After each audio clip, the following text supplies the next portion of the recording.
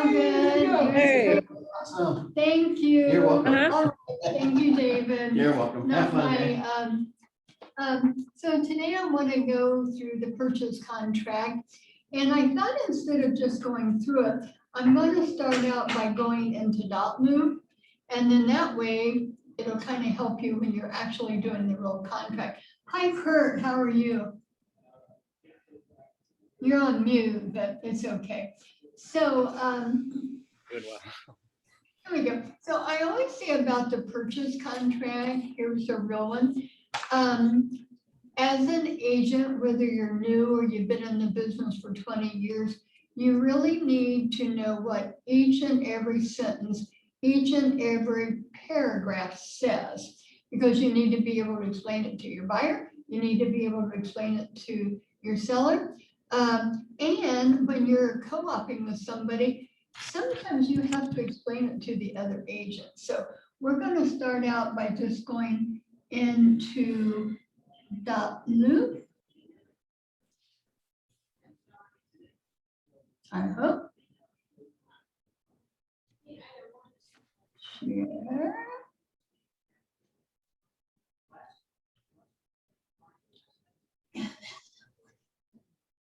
Oh, there's .loop. We're getting there, guys. Bear with me. Okay, so I just want to add a loop. That's because that's where you're going to start if you have a buyer. And maybe use DocuSign, but whichever one you use. So add your loop. And I'll call this 8886. 8886.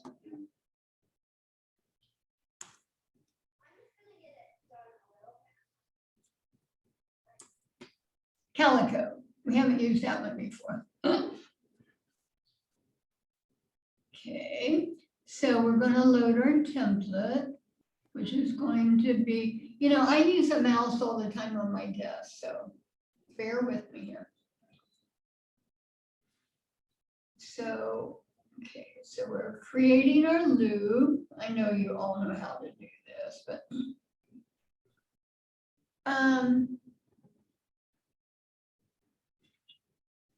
so anyway, so here's my loop, and I'm going to go down to the purchase contract.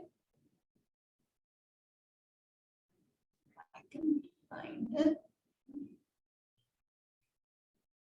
Well, where's my purchase contract?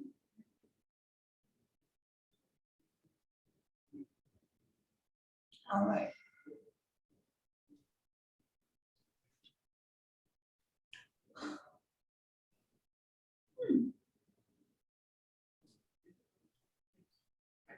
No way to do that. Got our loop status.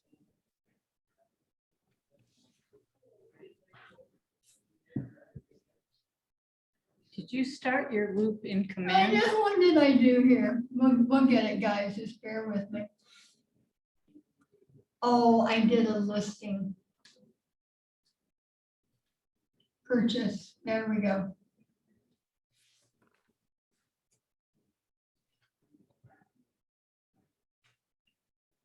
So is this going to be a listing? Huh? Is this a listing or is it a buyer? It's the buyer. Did I put in the wrong thing? We added a person.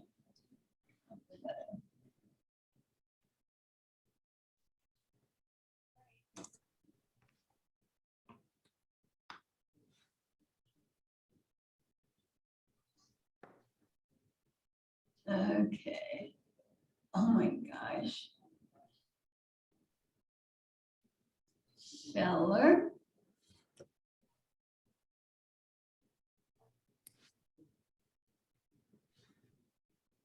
We don't want to do all of that.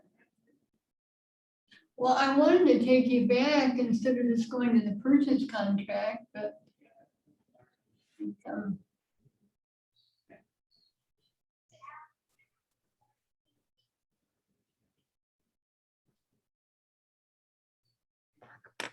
okay.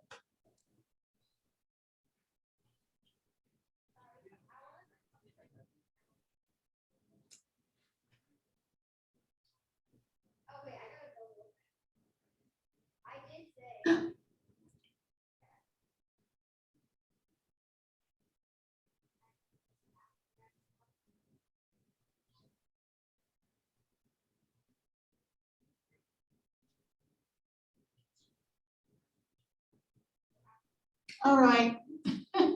I got the wrong one. Oh my gosh, you know what, guys? I am so sorry. Bear with me for a minute. We'll go back and correct this. All right, I think I need David. Will you ask him to come in, please?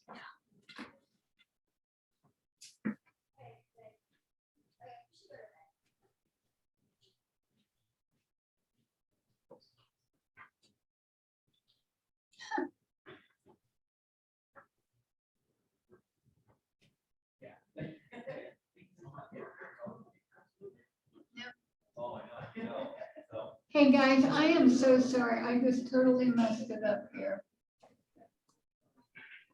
It'll be right there. Okay. I'll find it.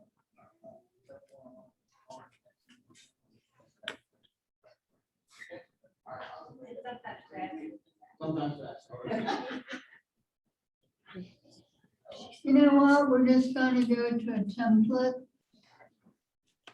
Hello, guys. Hey, Troy. Hi. Did you need help, Joe? You know what? I just totally messed up. What? I want my purchase contract. Here we go. Okay. Okay.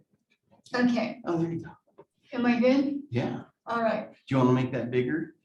How do I do? Here. Just like that? Yeah, just so they can see it a little better. There you go. All right. I'm gonna I am close so that door sorry. so people don't walk through. So anyway, so when we start out the top, of course, you just put the address of the property that you're going to be selling. And then going down to the date, put that in, and then always put in the right county, the tax parcel there, whatever it is. And then we get to the purchase price. And let's just say it's, $300,000, you type that in. And then under additional terms and conditions, I always say we have to be so careful that we don't write like we're an attorney, because we're not. We're just kind of basically filling in the blanks. But so under additional terms and conditions, maybe you want to put in the appraisal clause. And so just go up to add a clause. So say you want to do appraisal clause, type that in.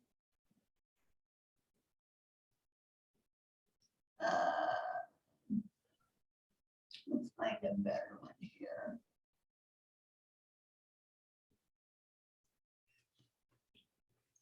Okay, so we're going to put this one in, which people quite often use.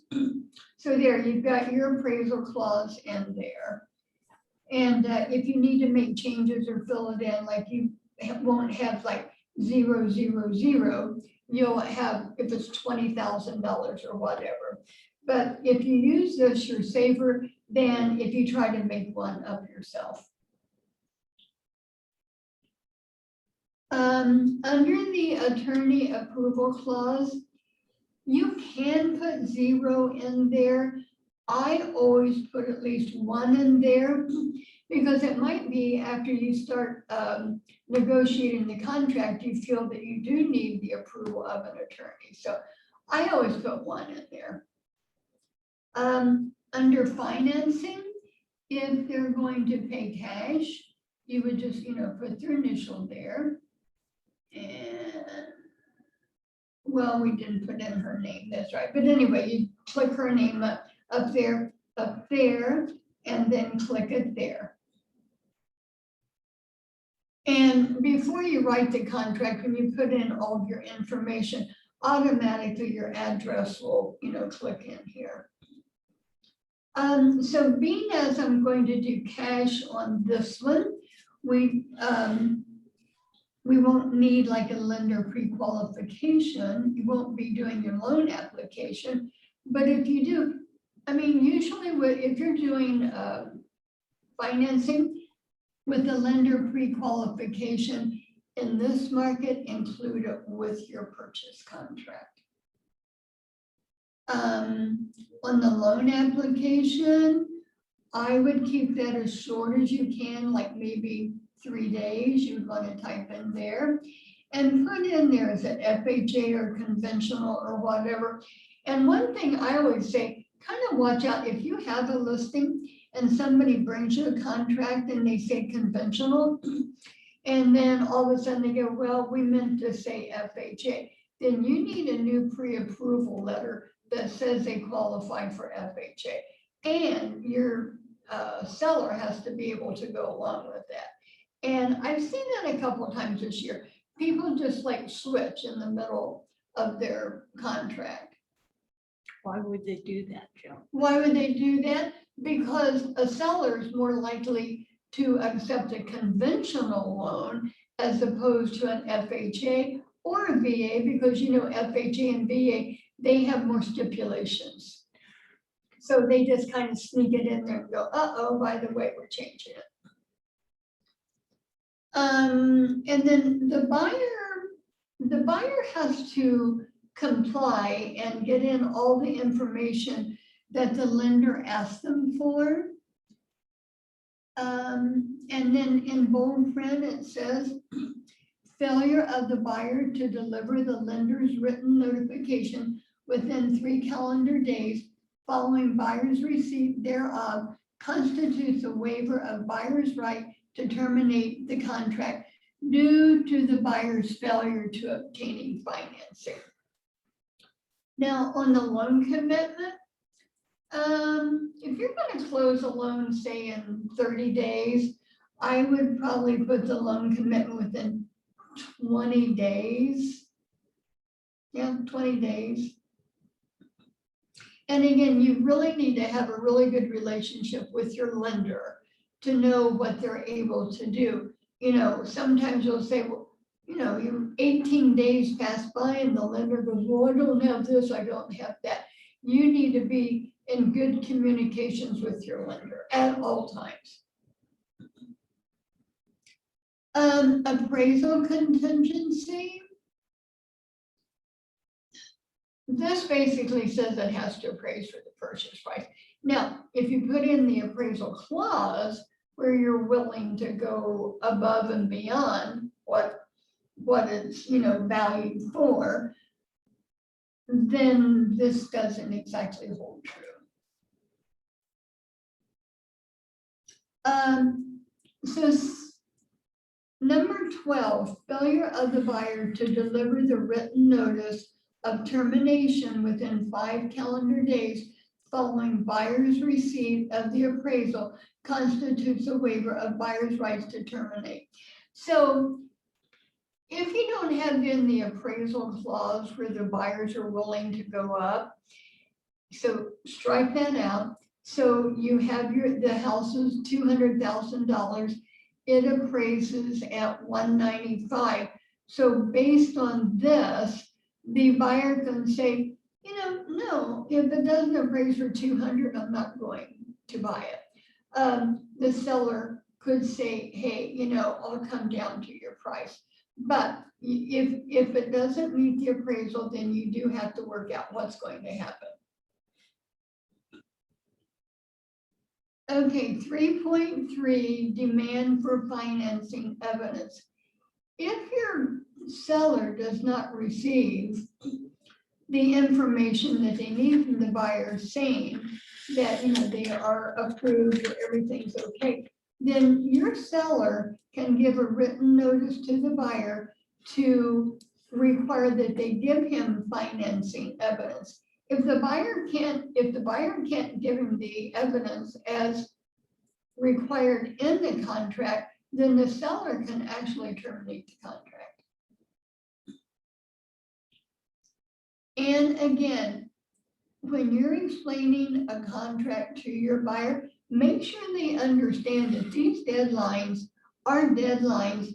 And in this market, so many buyers have a backup contract. And if they have a backup contract and it's better, I mean, the other agent that has a listing, he can just like, you know, let that go by and go, uh-oh, you missed your deadline, so we're going on to the next one. If you have any questions, please chime in and let me know. Under taxes and assessments, this, when you're explaining the contract to your buyer, you want to go through this and let them know that taxes are prorated up to the date of closing, particularly if they're a new buyer. They go, well, you know, I'm not going to be paying taxes for my buyer, am I? So you just need to understand again what this says. Seller shall pay or credit at the closing all delinquent taxes, including penalty and interest. If they are delinquent in their taxes, the title company will pick that up. All assessments which are lien on the premises as of the date of the contract. In some areas, like maybe in Clintonville or Upper Arlington, sometimes they'll have some street light assessment or some weird thing. So, and again, the title company should pick that up. All agricultural use tax recoupments for years prior to the year of closing. If you're selling a farm property and they grow corn or soybeans or whatever, that's taken account in their taxes. So you have to find out, if you're selling farm property, if there's any tax recoupments for the years prior to the year of closing. Question, Joan. On the assessment, if the listing agent is explaining that to, you know, the buyer's agent, and the buyer's agent is trying to explain it, does it become the buyer's responsibility to pay the assessment? No, not or is it the necessarily. seller? Something would have to be negotiated.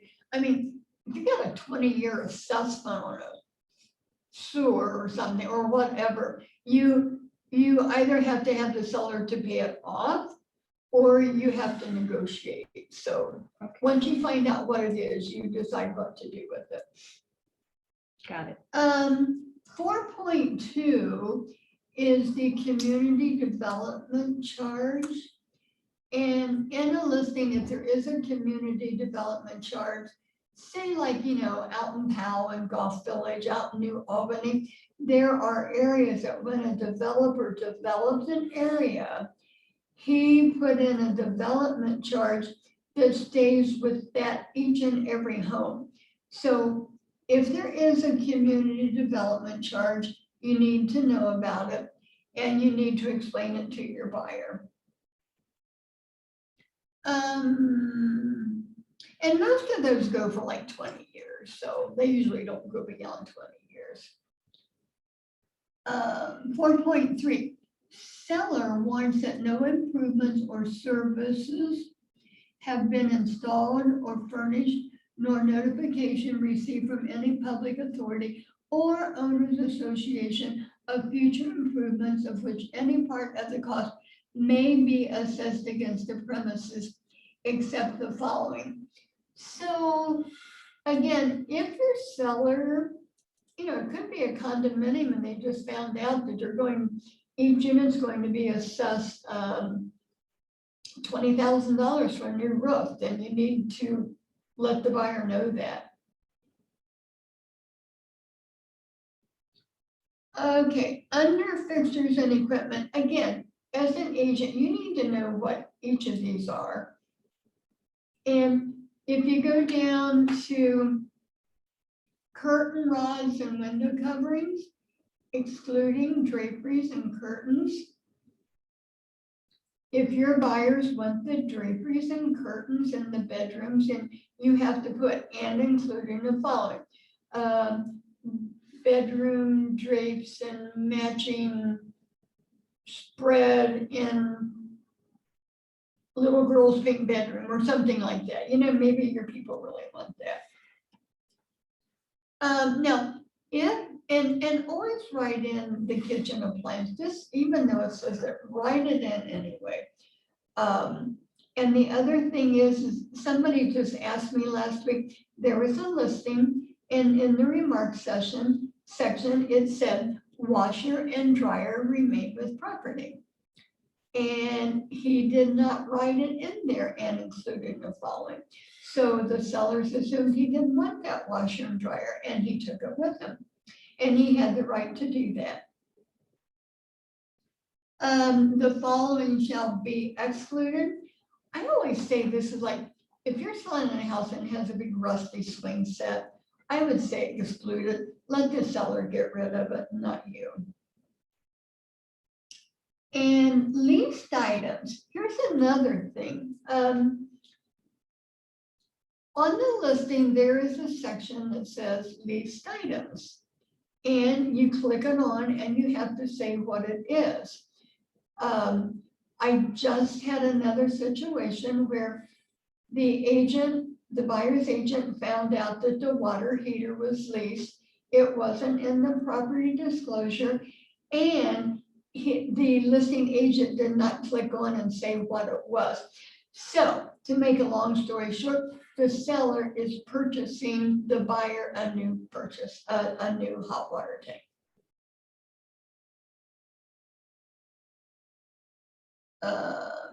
Inspections and tests, really, really important. So in ordering I want to read this one thing. Okay, 6.1, and this just changed, but we don't have it in our contract now. Yeah, the broker strongly recommends that the buyer conduct inspections and/or tests. The broker further recommends that inspections and tests be performed by a home inspector duly licensed in the state of Ohio. So the state of Ohio, the Division of Real Estate just changed that and says, as of July 1st of this year, the home inspector must be licensed, period. So they've come out with that. The Columbus Realtors who writes, hold on, let me get a sip of water, please.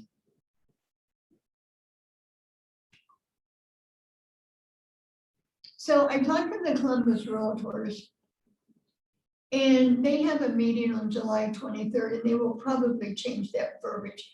But just know, and I put this out in several messages, that if they use a home inspector, she must be licensed in the state of Ohio.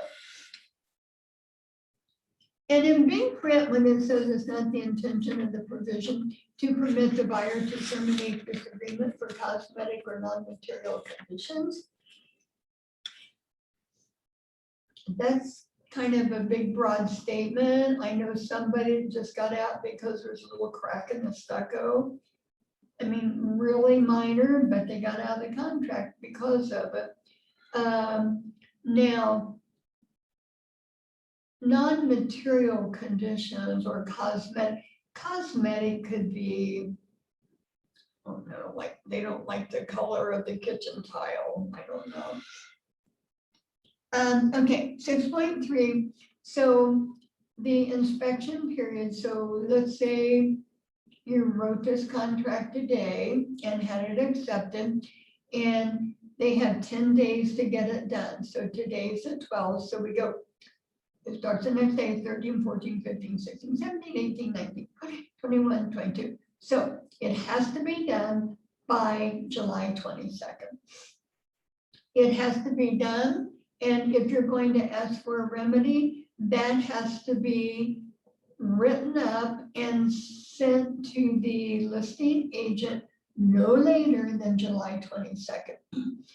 And with that, you do have to you can include the whole inspection report, or you can just include that section that pertains to what you're asking to have done. I usually like to send the whole thing because then they know that there's other things wrong and you're not, asking for everything.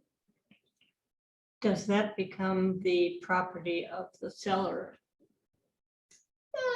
I don't know. I mean, if the seller wanted to share it, he could. Now he has it. As a buyer's agent, I would not want my buyer to rely on a different inspection. So I guess he could share it. So the inspection, the house, the fixtures, the equipment, they can test for radon if they want. People will ask you what radon is, and you should know what it is. That it's a gas, it's in our soil, a lot of it in Ohio. And if you have the radon test done and it comes back 4.2 picocuries or more, then you would recommend to your buyer to have the sellers to mitigate for radon. And to mitigate for radon, it can cost $1,200 to $1,500 to mitigate. C is testing for mold. Now, if the inspector said he saw something, inspectors really don't know. But if you see something that looks like mold, as they say it looks like mold, then you would have to have it checked out. Inspection or testing for lead-based paint. If you're selling an old house in an old neighborhood built prior to 1977, 78, you might want to have it tested. So I guess if the inspector saw anything that maybe looked like lead-based paint, you want to have a check for that.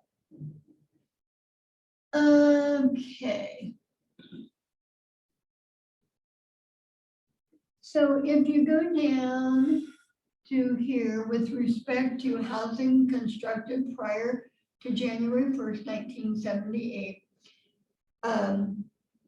you might want to have them to check for lead. 6.4, if the buyer is not in good faith satisfied with the condition of the premises as disclosed by the buyer's inspections, test, etc., buyer may elect to proceed under the following.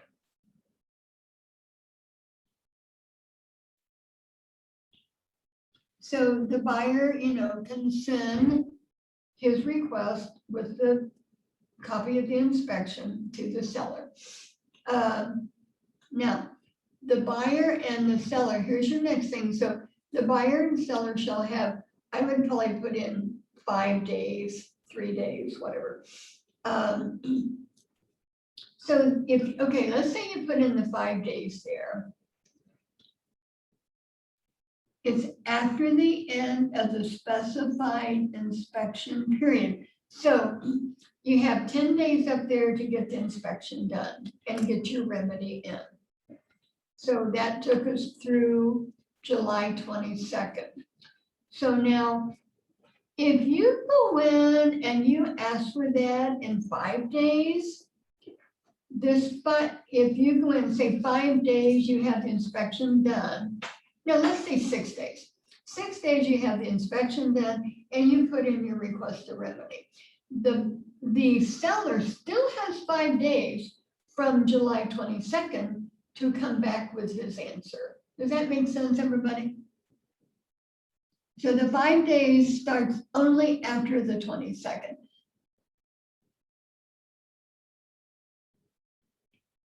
Okay. So the buyer can, ask for his remedy. The seller can agree to do everything. Sometimes it has to be negotiated. And during that 10-day period, the buyer, if he wants to, he can just say, I don't want the house, I'm out of it, just, we're done. He can do that. But he can only do that in that 10-day period. When we get into the other 5 days, he can't do that.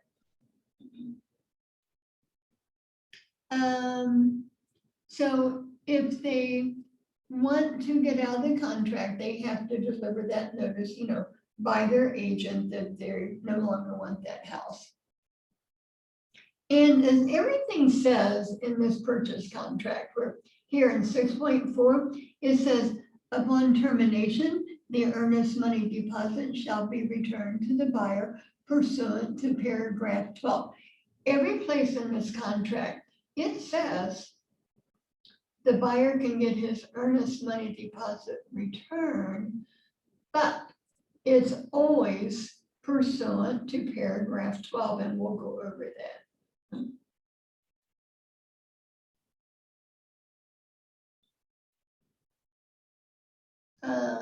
Okay. So 6.5 condominium or homeowners association document provision. Just if you're selling a condo, that just says what all the seller does have to provide to the buyer. And then 6.5, the buyers would have 5 calendar days after receipt of all of those documents to review them and just say that it's okay. And if the buyer, let's go down here to paragraph 12, buyer's failure to deliver the written notice of termination within 5 calendar days following buyer's receipt of the requested documents, or 10 calendar days after the acceptance of the contract by both parties, whichever shall occur, constitutes the waiver of the buyer's right to terminate the contract pursuant to, say you got the condominium documents and he didn't, like what was in there, or maybe he saw a big upcoming assessments and he says, no, he doesn't want to proceed with it. He has to let his agent know within 5 calendar days. Home warranty, I am so for every house having a home warranty. And especially in this market, because so many buyers are buying a house, as is. They're having maybe a home inspection, but not asking for any remedies. And so, guys, just make sure your buyer gets a warranty, even if the buyer has to pay for it himself. And again, you know what, back to the home warranty, you as an agent, you need to know what each of the warranties, if you're going to recommend one, you need to know what it does. And for instance, the one that we use here in the office a lot because they're sponsors is American Preferred Home Warranty. I think they have an excellent warranty, although if the buyer has that warranty and if they have a problem, it is up to them to call the provider to take care of the problem. Say their air conditioner goes out. So the buyer has to call the home repair, for the air conditioner. He has to call them and set that up and get it okayed by America's Home Preferred Warranty. And that can really be a good thing because they use their own, company. The problem that I see sometimes is if you have a buyer that's out of town, they don't know who to call. So I usually kind of provide 2 different home warranties to people and let them choose, what they feel comfortable with. Number 8D just says the seller, has to provide a good marketable warranty deed. Title insurance, the seller, furnishes that.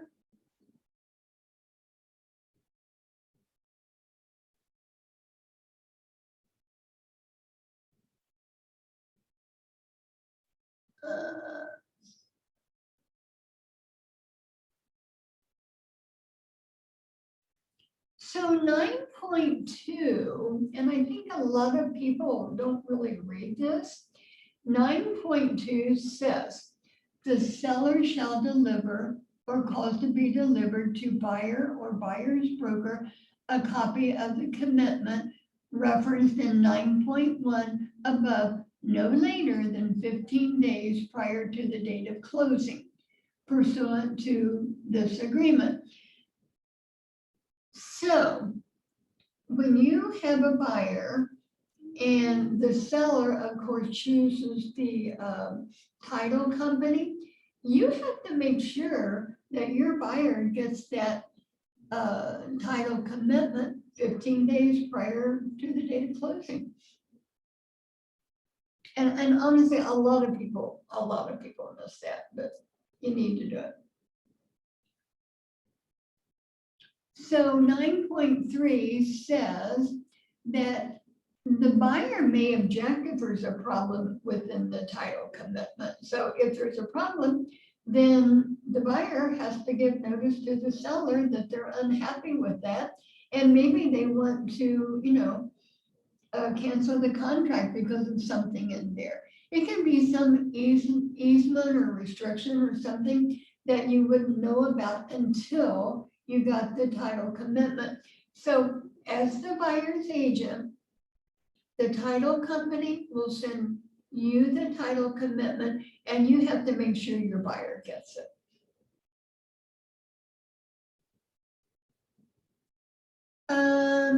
Under number 10, utility charges, condominium charges, interest, rentals, and security deposits.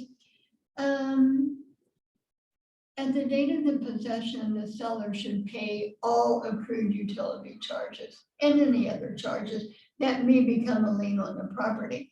Now, if you're selling like an investment property, maybe like a twin single or 4-family or something, you have to make sure that the tenants, if they have a deposit, that those would be credited to your new buyer.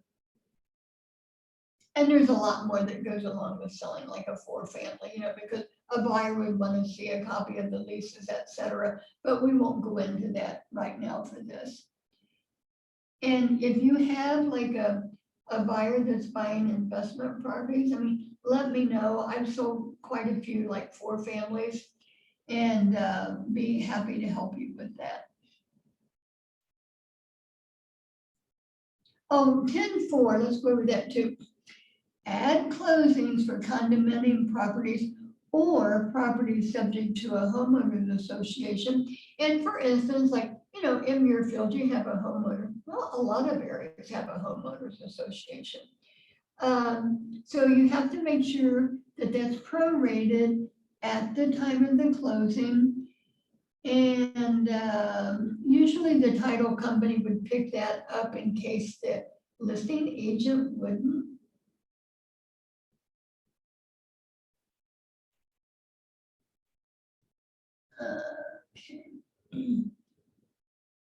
Note, it's strongly recommended that upon discovery of damage or destruction of premises, the parties retain legal counsel.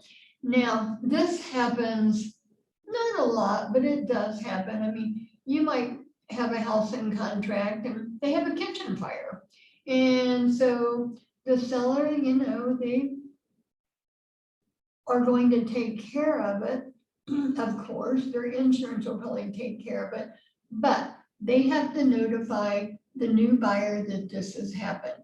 And the buyer has to say, hey, it's okay, I want to buy the house anyway. Or the buyer might want to terminate the contract because he doesn't want to have a house that maybe smells like smoke or a flooded basement or whatever it was. So just know that if these things happen, the verbiage is in there for you to take care of it for your buyer. Earnest money deposit, fill in your amount, and most people put in number 2 that they will collect it 3 days after the agreement, after the expiration of the agreement to remedy period.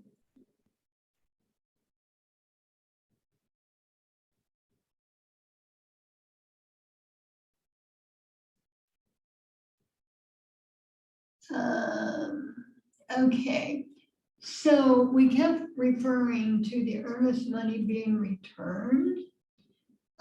So this is what happens with it. And upon receipt of the earnest money by the broker, the earnest money shall be deposited in the trust account. And Lisa up there, she takes care of that. Now, 12.3.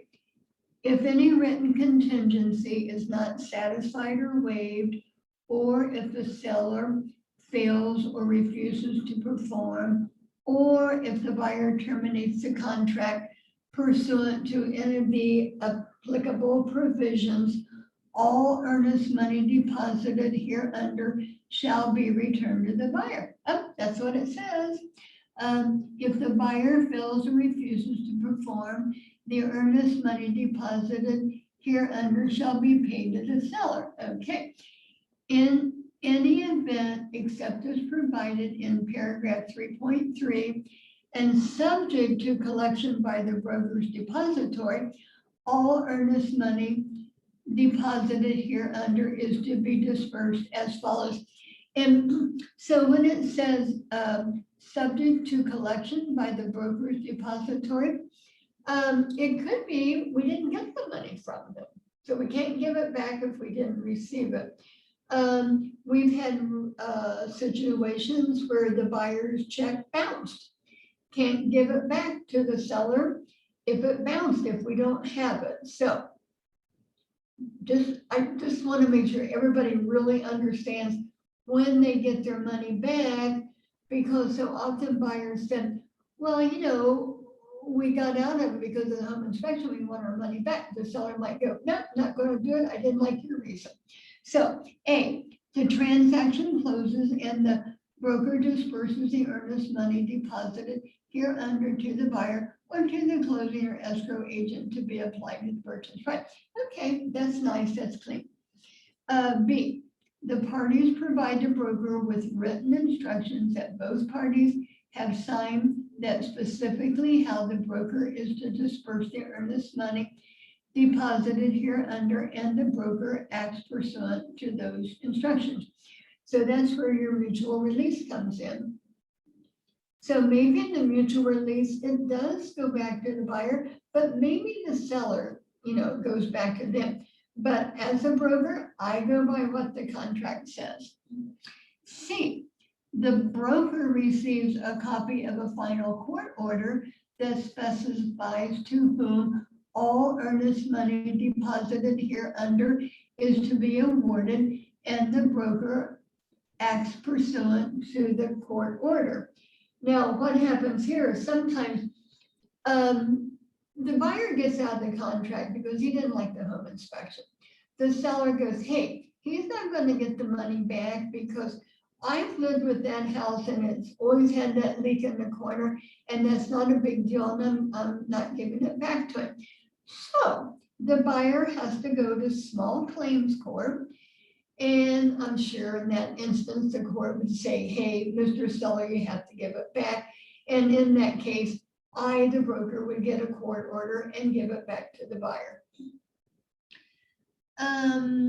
D, all earnest money deposited hereunder becomes unclaimed funds as defined in the division revised code after providing the notice at division. D, other revised code requires the broker has reported the unclaimed funds to the Director of Commerce pursuant to section other revised code and has remitted all the earnest money to the director.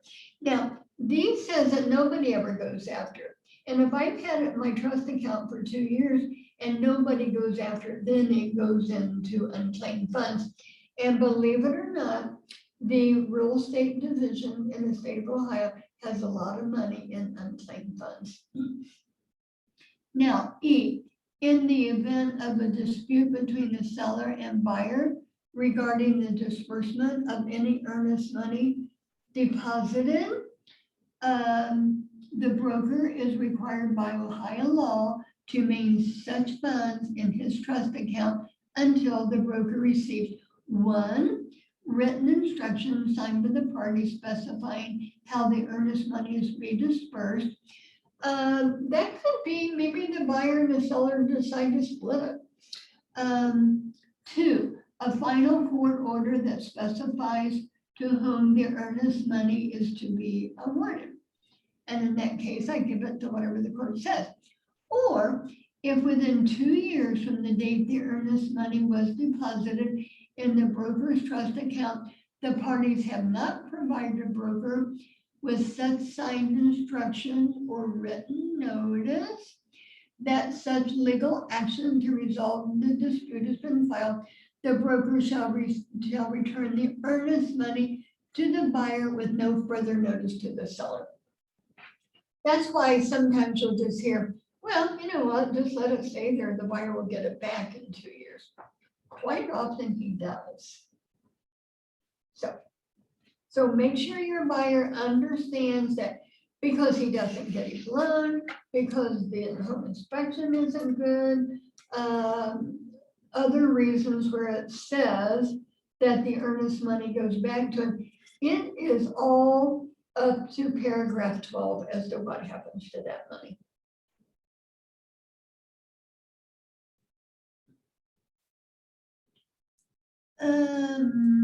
Okay. So additional provisions just says that this contract constitutes the entire agreement. There are no representations, oral or written, which have not been incorporated herein. If it's not in black and white, it's not a part of this contract, so. Okay, let's go down to 13.4, term definition. Just says broker or agents, you know, refers to us. Signatures, only manual or electronic signatures on contract documents transmitted in original or fax, which includes photocopies, faxes, PDF scanned documents, shall be valid for purposes of this contract, and any amendments or notices to be delivered in connection with this contract. For the purpose of this provision, contract documents do not include voicemail, email messages, or text messages. I do recommend that you keep a record of particularly your text messages with your other agents. It's kind of good to keep that if you have to refer back to somebody. But again, at the end of the day, me, the broker, a court of law, they're going to look at what's in this purchase contract. And if you have any amendments to the contract, amendments to the contract can only be done after you have an accepted contract. So if you need to amend something, then again, it has to be signed by both buyers and sellers.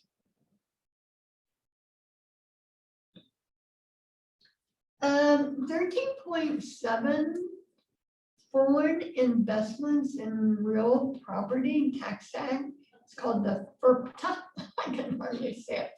So if the seller is a foreign person, which is defined in the Internal Revenue Tax Code, and actually I'm going to have Marie D'Onofrio to do another little section on that, because it's hard to know if your seller is a foreign person. It can really be defined as, has he paid money to the Internal Revenue Service? But if there's any question, you have to find out. And the reason being, so if you had a foreign seller, you buy his house, and he in fact did not pay income tax to the Internal Revenue Service, the buyer could be liable to pay 15% of the amount. So I don't know. I wish I fully understood it. I'm not sure that Marie, the seller, fully understands it. But if you have any question and you want to know, you can find out from your seller, or you could ask the title company to find out if they are a foreign person.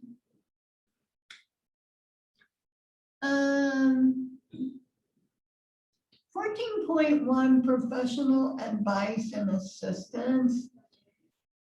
You know, I always say, you know what, I'm a real estate agent, I'm a broker, I'm not an expert in taxes, finance, all of that. for those things, a buyer or seller needs to go to the professionals. 14.2, Ohio Fair Housing Law. I think we all know what that means. And, you know, sometimes you might have a seller to say, hey, I'm not gonna sell to those people because I don't like their whatever. Well, they have to. What do you do when you get a client that says, I want to be in a good neighborhood? And they don't really explain what that is, but you know by You know the what? way they say it. Tell them to go drive around the neighborhood and talk to some sellers there or something, because it is not up to us to say what's good or bad or whatever. Okay. And I've actually done that before. 14.3, make sure your sellers get a copy of that residential property disclosure when you write the contract. 14.4, Ohio Sex Offender Registration and Notification Law. If a buyer wants to know if there's any of those people in that neighborhood, the buyer has to go to the Franklin County, whatever county, and check with the sheriff's department, and they will give you a copy. They'll show you where the sex offenders are. But never ever do that for anybody, because you could check it today on July 12th and say, nope, you're clear, it's good. And July 13th, one could move in. So never ever do that. You can tell them how to do it, but don't do it for them. 14.5 concessions just says that in reporting things to the MLS sold database, you know, if there's been like, say the seller paid the buyer's closing costs, we have to report that when we report it to MLS, if there's any concessions. 15, closing and possession. So we're writing this July 12th, we're going to close on August 15th. And so, okay, this contract shall be performed in transaction closed on or before August 15th, 2021. 15.2, final verification of condition. The buyers have the right to do a walkthrough prior to closing. And really just to see if there's any, you know, if work that's been asked to be done has been completed. I mean, you don't know if when those sellers move out the day of closing or 3 days after, if they do any damage to the house, you can't really check for that. And so in possession, so you can say the seller is entitled to possession through 12 noon on August 16th. Put a time in there, because if you just say August 16th, the buyers think they can move in the morning on the 16th, and the sellers think they can stay through midnight. So put a time in there. And then it says, at the time the seller delivers possession, the premises will be in the same condition as the date of acceptance of this contract. Normal wear and tear accepted, and except as provided in paragraph 11. 15.4, debris and personal property. The seller shall remove all debris and personal property not included in this contract by the date and time of the buyer's possession. Well, that's what it says, but that's not always what happened. I mean, you know, a buyer will move in and they find boxes of trash in the garage, or they left stuff in the basement or whatever. To be honest, there's not a whole lot they can do about it. If it would be a lot of stuff, I mean, you know, they could get an attorney and send them a threatening letter or something. But, you know, I just think that debris and personal property, that's a tough one. Or maybe you put in there that the seller was to take the rusty swing set and they left it. Can you make them come back? Probably not. I mean, you just have to be honest about it. So we wrote this contract today, July 12th. So duration of offer. If you're in a bidding war here, I'd probably leave it open through 7 o'clock today. Just use your judgment on what's going on with that listing. Or maybe the listing agent that says all offers will be presented on Wednesday, July the 14th at 6 p.m. or something. So go by what the listing says. And then if you're representing the buyer and you put his name in, also fill in down here, fill in, like if you have an attorney, fill it in, put in the brokerage, who is it, what's their license number, what's the office ID, fax numbers, office number, address. And on the agent, put in your license number and all this stuff down here. And the big reason is, number one, the lender needs that information. They don't have to go look it up. The title company, they need all that. They don't want to have to look all that stuff up. And if you're right, if you're representing the buyer and you put all that in, then go over to the seller side, put in the brokerage, put in all that stuff, just make life easier for other people. And for me as a broker, when I have somebody and they have a problem with the contract, and I go to, I'm great, they want me to call the agent, but they don't have the information in there. So just fill it in. Takes a few extra minutes, but just do it. Just do it. And so receipt of offer. Seller acknowledges receipt of the above offer for review. So the seller should sign that and date it. And I will say right now in this market, some agents are not having it done, receipted by the seller. And I had a situation out in Marysville. An agent wrote an offer, it was a really good offer. And she got a message back from the seller's agent, and the seller's agent said, sorry, the seller didn't like your offer and they have a better offer. And so the buyers just happened to drive by the house and see the seller out in the front yard and went up and talked to him and wanted to know why the offer was better than his offer. And the seller said, I never saw your offer. So you can't make a seller's agent get that signed, but try really hard, especially in this competitive market. As the seller, do we have the responsibility to send that to the list, to the buyer's agent? Yeah, absolutely. And I mean, for me, if I'm gonna be a good seller's agent, I'm gonna do that, because I wanna That's good play to the know. game. Kurt or Michelle, do you have any questions? No, I don't. No, I'm good Okay, right here. Yeah, I'm okay. Thank you. Michelle, you're in training with Bridget?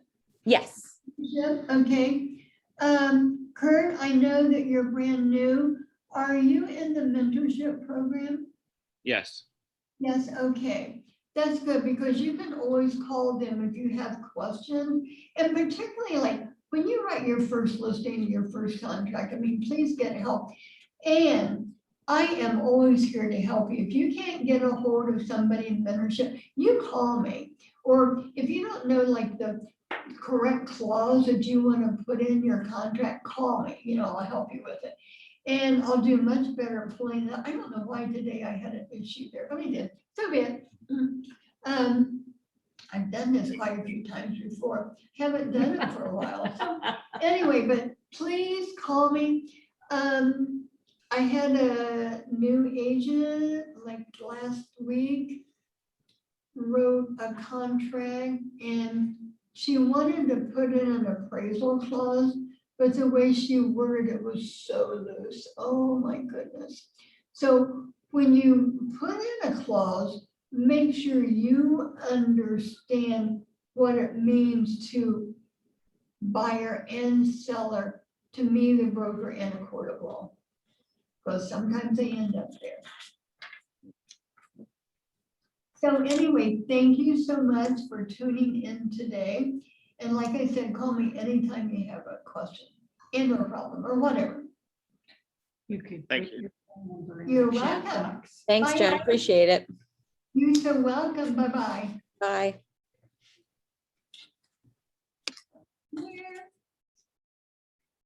Were they just seeing the top of my head? That's awful. No, they saw your Oh, face. good, okay. Whew, good.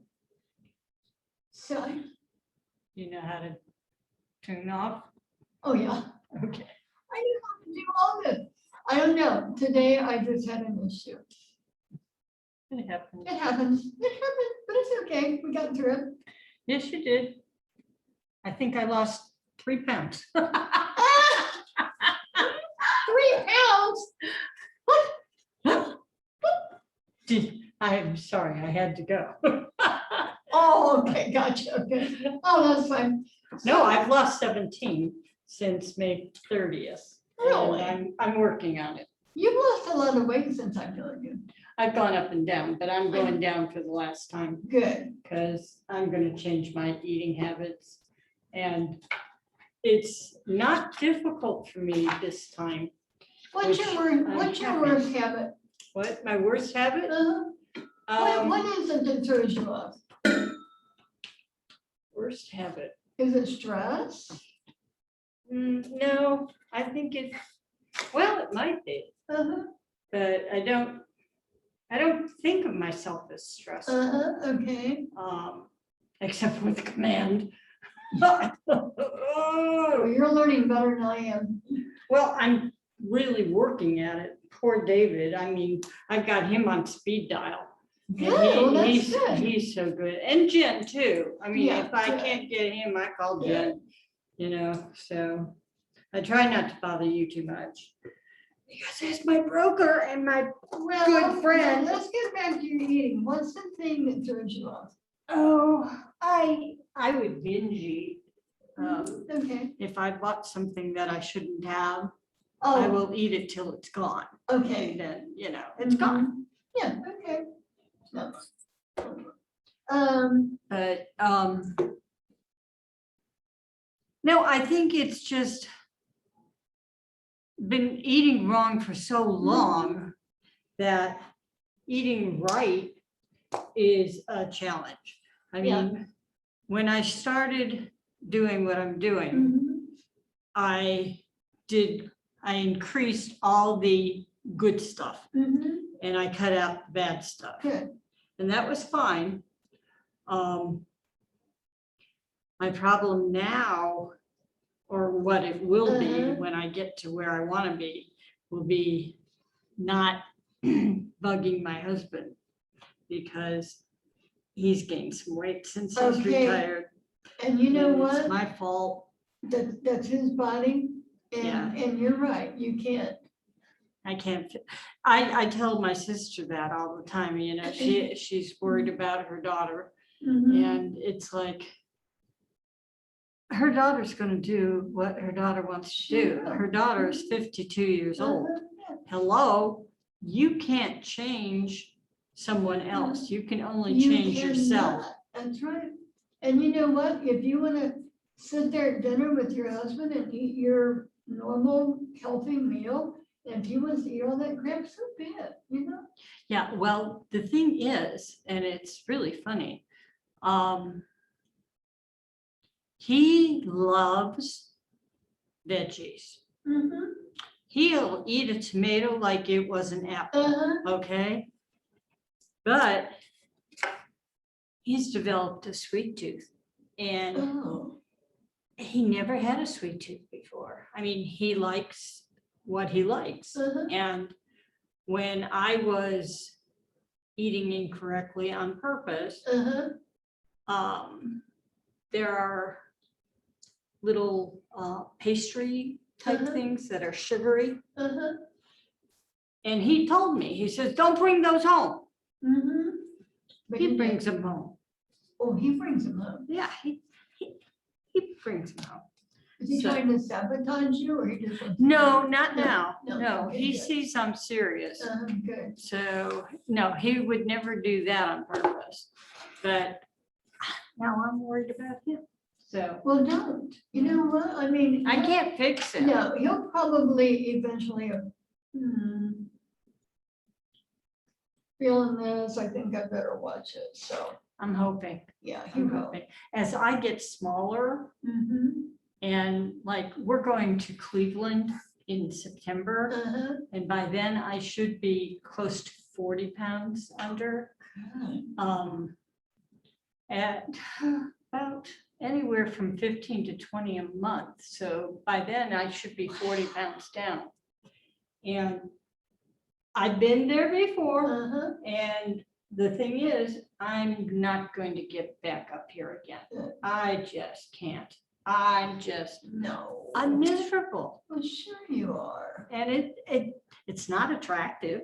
It's hard You on know. your body. You don't like the way you look. And You know, I used to think to myself,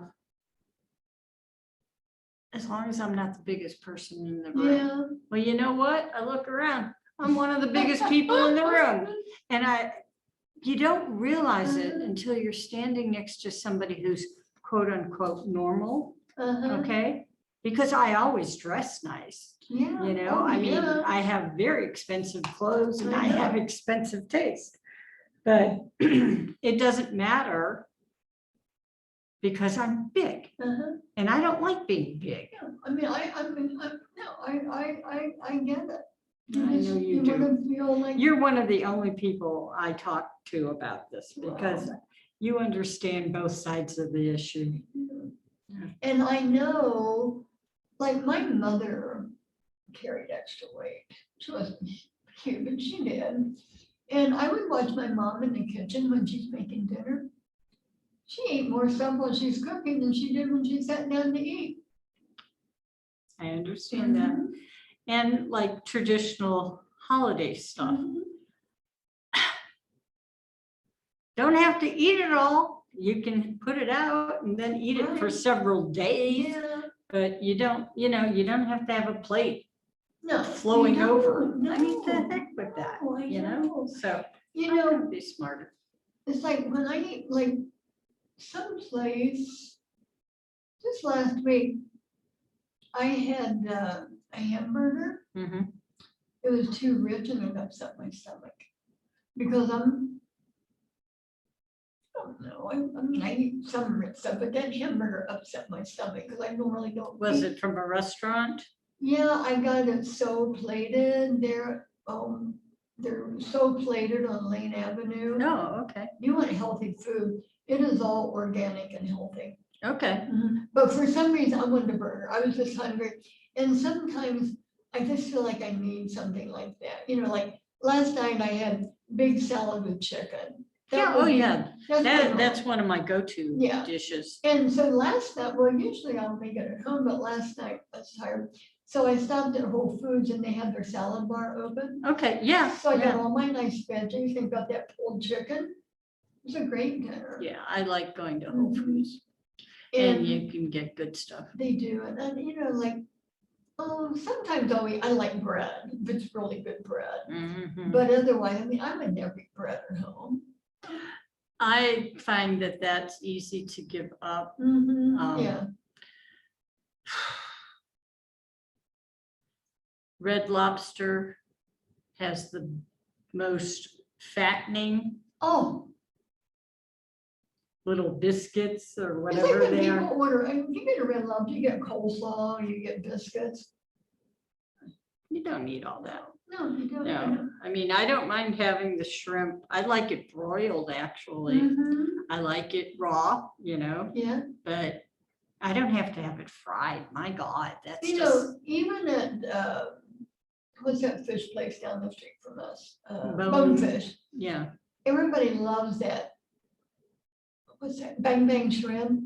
Oh, I haven't Oh, had that. it's deep fried and they, but Mm. anyway, I used, because, see, I don't like fried stuff that much. No, fried And I stuff would would ask 'em upset your stomach. Just do not fry my shrimp. They would like saute it. Mhm. Oh, it's so good. I didn't need all that breading, because that's when I get an upset stomach. If I eat a lot of rich stuff, I'll get an upset stomach. Yeah.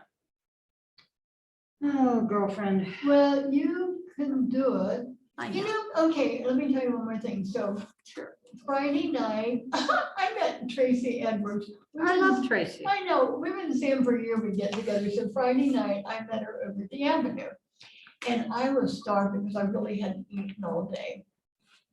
I saw this thing on the menu. It was like half of an avocado with fresh, oh shoot, it's a fishy stuff. Fresh something fish. I forget what it's called, on it, no dressing, just the fishy stuff. And then it had a like a side, Capers? no. Oh, not lobster, Crab? crab meat, thank you. It had fresh crab meat, thank you. I don't feel that good today. when That's I had- okay. It had fresh crab meat on it, and. Sweetie, we all have that. You know what that's called? A senior moment. And we all have it. I will Oh, yeah, I walk have that in too, yeah. and I'll be standing there in front of the cupboard or the refrigerator or the bathroom.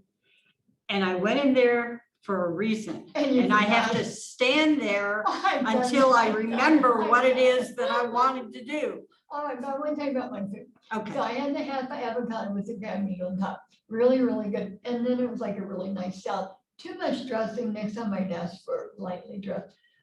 It As for was so- dressing on the side. I was so stuffed. So I've got these people sitting next to me. They were bigger, not cute, not just bigger people. She had, first of all, she started with just a plate of their fries. She ate that. And then she had that salad and ate every bit of it. And she's eating bread, etc. And then her friend had lamb chops too. And they were that thick. She ate, I thought, how can anybody even eat that much food? 2 lamb chops? And stuff that came with it? No, I just thought, see, I couldn't eat that much, but No. I think in general, if you stick to your healthy stuff, ignore your husband when he eats.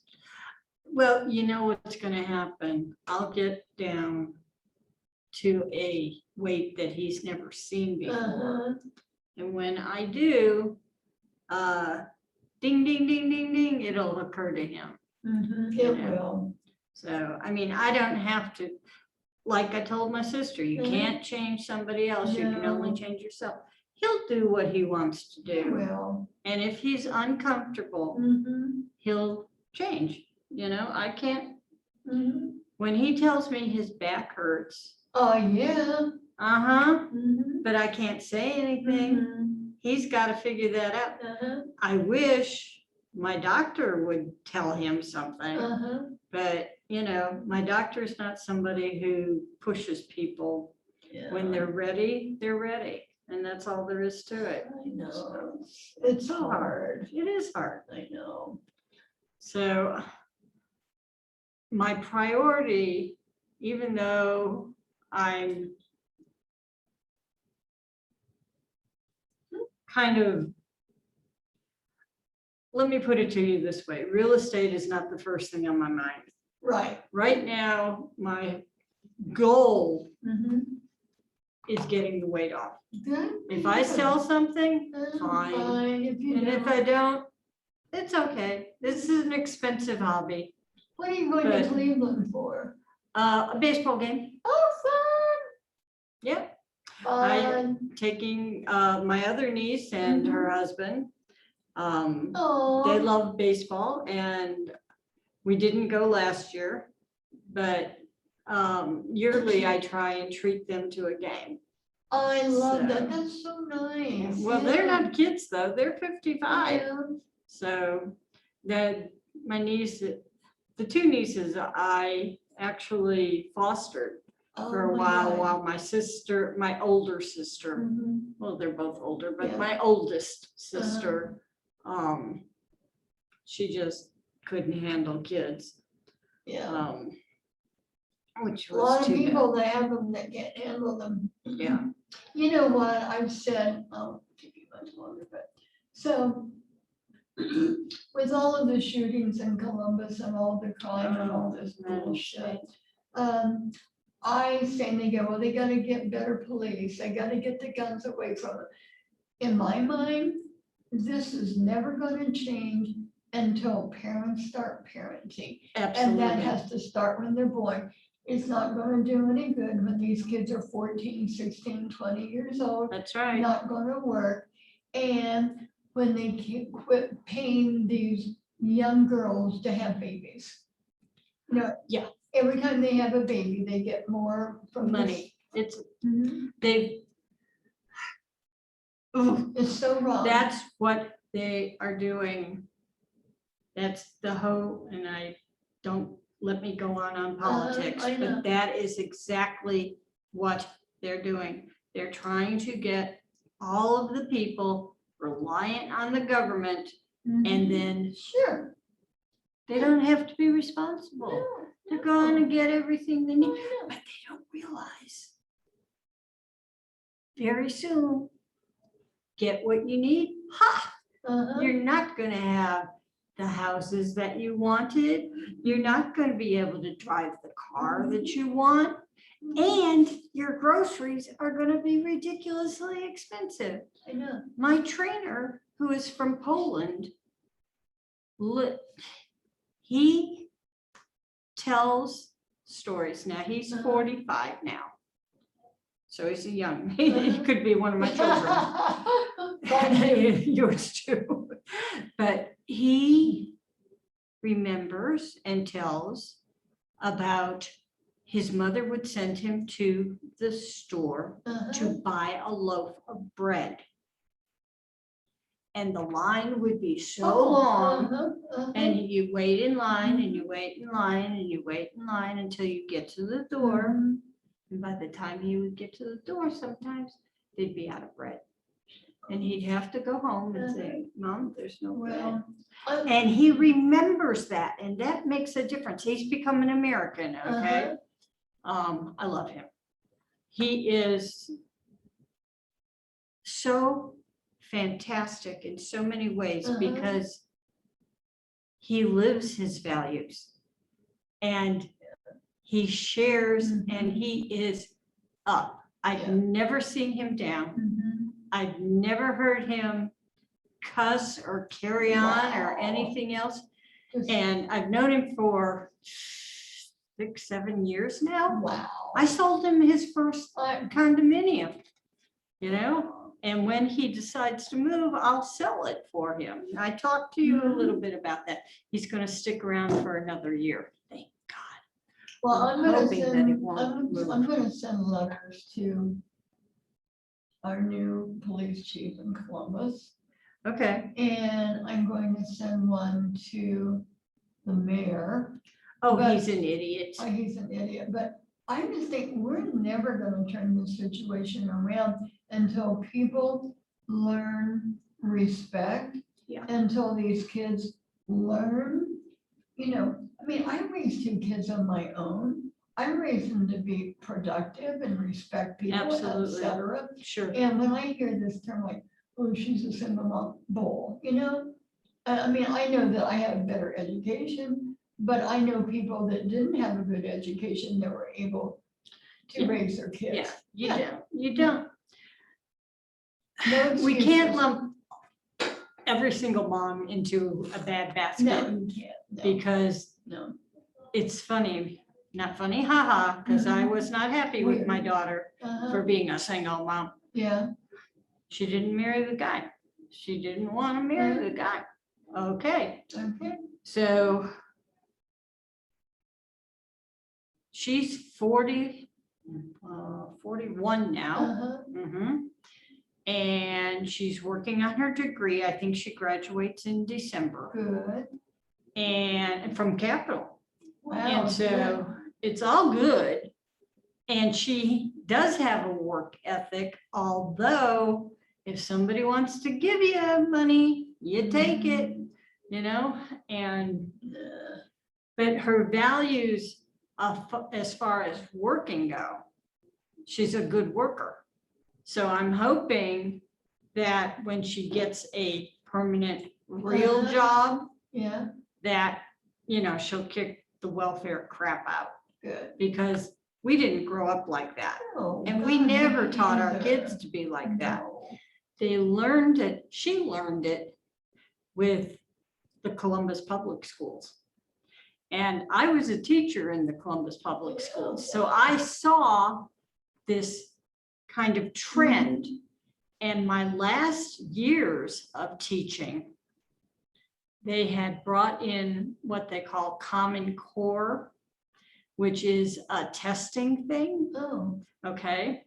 And they wanted the teachers to basically teach to the test and forget your curriculum. And they wanted you to test your student beforehand and get a starting score, and then test them afterwards and get the new score. And if they didn't improve X amount, uh-huh. you didn't get your next increment.